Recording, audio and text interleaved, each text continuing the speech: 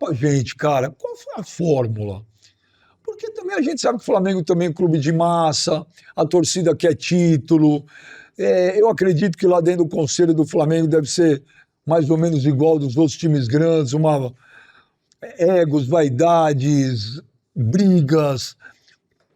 Como é que você tirou o Flamengo daquela situação?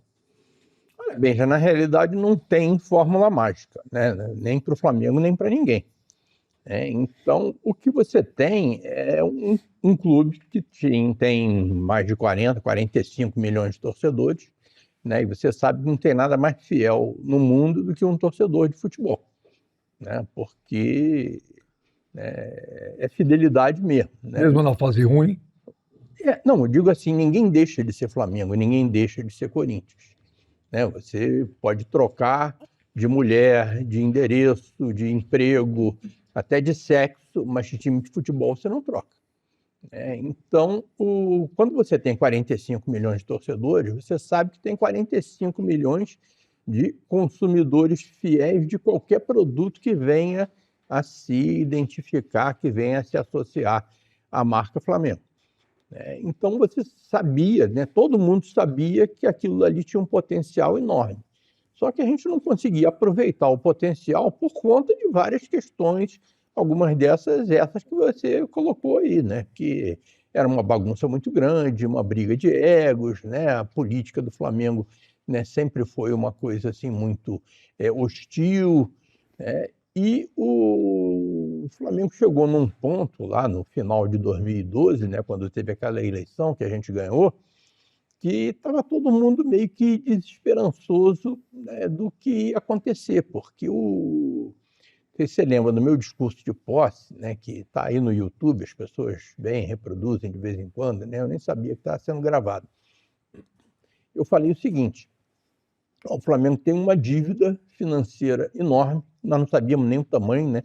Nós tivemos que fazer uma auditoria, né, auditoria exclusivamente da dívida, né, para ver quanto é que era.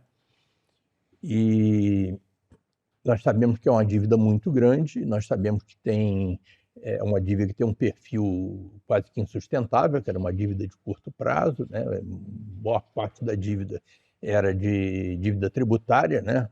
Você vê que é o contrassenso, né? Um clube que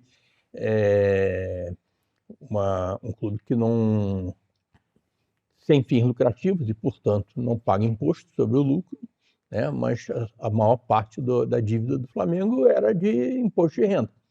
Né? De quê? De apropriação indébita, né? Você é atleta do Flamengo, eu vou lá, te contrato, né? Pago a você, recolho o seu imposto de renda, não repasso para a fazenda. Né? E nisso não era só o Flamengo, né? A maior parte dos clubes. Né? Então o Flamengo tinha uma dívida muito grande, uma dívida com perfil muito ruim, mas que a gente não sabia nem o tamanho, e eu falei isso lá no meu discurso de posse. Mas nós temos, mais do que o passivo financeiro, nós temos um passivo ético e moral que nós temos que resgatar. Né? O que é o passivo ético e moral? O Flamengo era tido como um clube que não tinha palavra, que assumia um compromisso, depois não cumpria, era um clube que atrasava salário, era um clube cuja credibilidade estava zero. Então era um clube que de vez em quando, né, um torcedor acordava e via no jornal que o Flamengo foi despejado do centro de treinamento por falta de pagamento. Isso dói, né, no torcedor. A gente não gosta de perder do Corinthians, do Vasco, do Botafogo, né, mas a gente também não gosta de ver esse tipo de notícia. Então, o que eu falei foi: nós vamos resgatar esse passivo ético e moral, custe o que custar. Nós vamos fazer sacrifícios na área social, na área esportiva, mas o nosso principal objetivo, no primeiro momento, vai ser resgatar a credibilidade do clube, a dignidade do torcedor.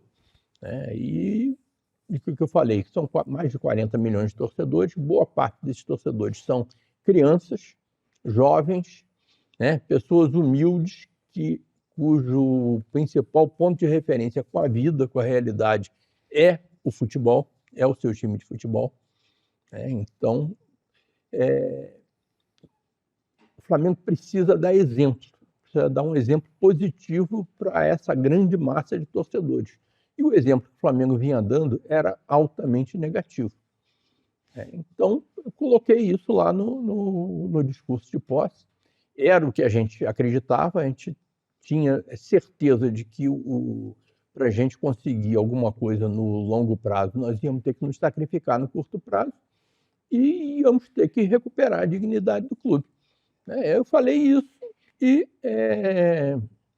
falei porque acreditava, porque o meu grupo acreditava e porque eu não tinha a menor dúvida de que o único caminho era esse. Então, aí, a partir daí, dado que eu tinha falado isso em público, né, ninguém podia dizer que nós estávamos enganando, né, quando a gente começou a cortar na carne, quando a gente começou a efetivamente fazer sacrifício. E você vai dizer, não, mas aí teve muita reação interna, aquelas coisas, né, de que não, certidão negativa não ganha título, né, balanço não ganha jogo, né? Teve efetivamente isso, não só dentro do clube como fora, né? Vários colegas teus, inclusive.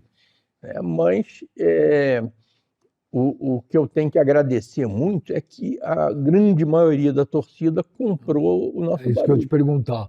Como é que fica a pressão da torcida? Porque chegar para um time igual o tamanho do Flamengo, do Corinthians, e falar, ó, o presidente chegar no microfone e falar, gente, desculpa, eu tenho que ser sincero com vocês. Não dá. Não dá. A conta não está fechando. Vamos ter que... A torcida não... A maioria entendeu na boa? A grande maioria entendeu e eu agradeço muito isso, porque o torcedor do Flamengo estava cansado de sofrer fora de campo também.